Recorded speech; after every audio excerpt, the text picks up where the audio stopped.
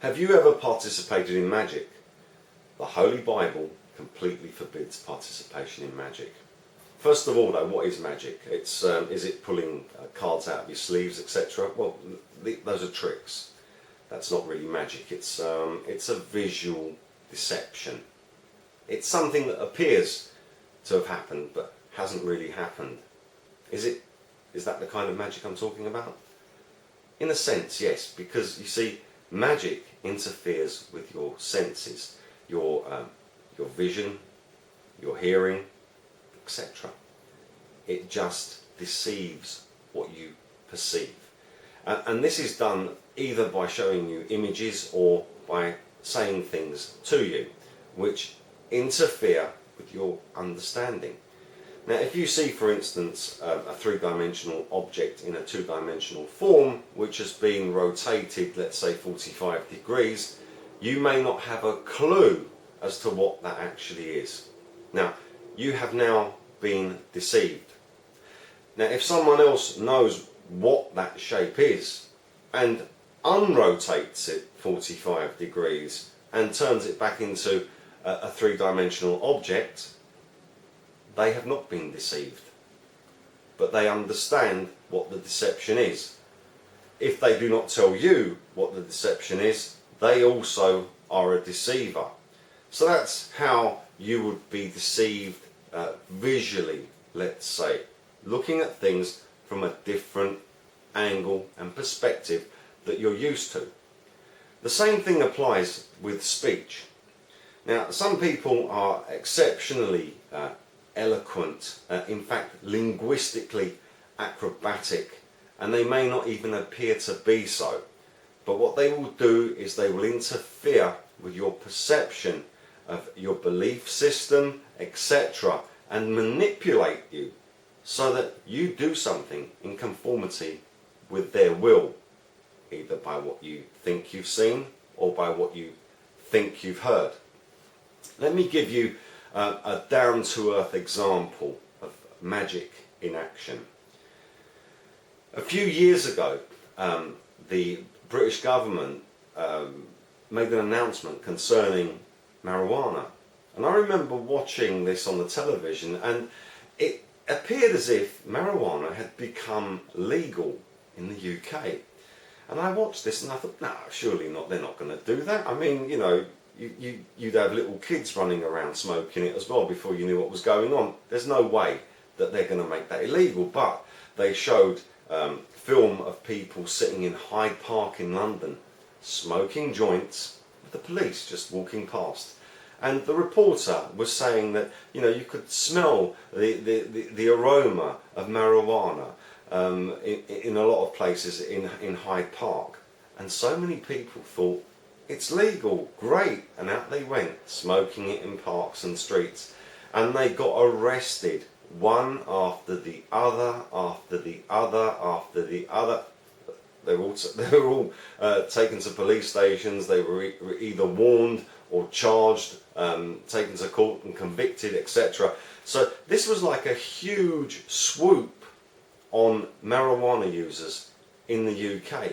And when people started to complain, but hang on, it said on the TV that it had become legal or appeared to be legal. This was the defence barristers, etc., arguing these points out. The response came back, well, different counties in the UK have different perspectives of what the interpretation of the law is, if there was any law change ever made. So basically, England had been sectioned that you might be arrested in this part if you smoke, but you won't in another, etc. So the inference continued and the arrests continued until everyone got the message, hang on a minute, it's not legal. But not once did the media say that it's not legal.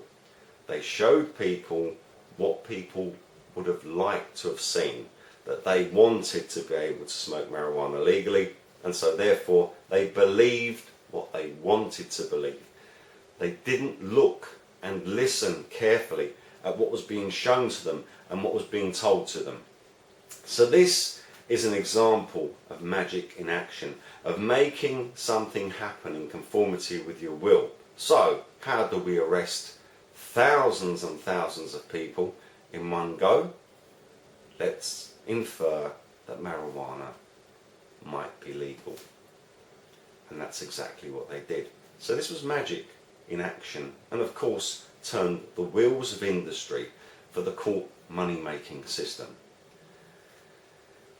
Magic is a deception of your perception of what you see and what you hear.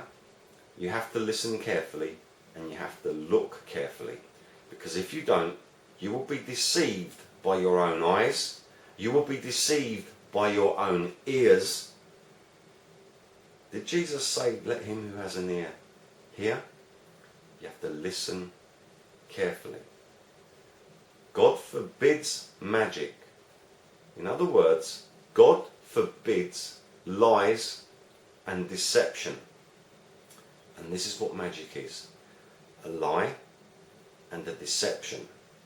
And Jesus Christ said of the people, of anyone who practices these things, that you are of your father, and he was a liar from the beginning.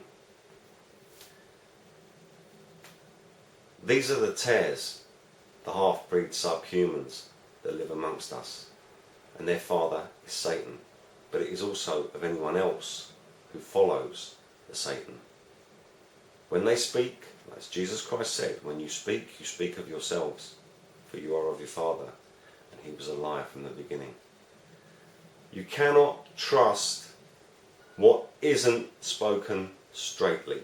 If it has any twist, if it has any omission, if it has any term, if it contains charm, it is a lie.